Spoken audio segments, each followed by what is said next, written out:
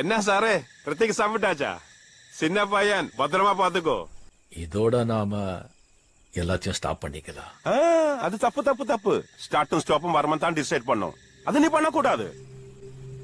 என்ன மன்னிச்சிடுங்க. ஐயோ வர்மனோட ஆளை கொண்டவன வர்மன் சும்மா விட்டானா? நாளை என் கூட வர்ப்பணம் ஃபொட்டப்பாயிடும். இதுவே வர்மனோட ஆளை கொண்டவன வர்மன் கண்டம் துண்டமா வெட்டிட்டான்னு நியூஸ் போச்சுன்னா என் பசங்களுக்கு ஒரு பூஸ்ட், இண்டஸ்ட்ரிக்குள்ள ஒரு டாக்.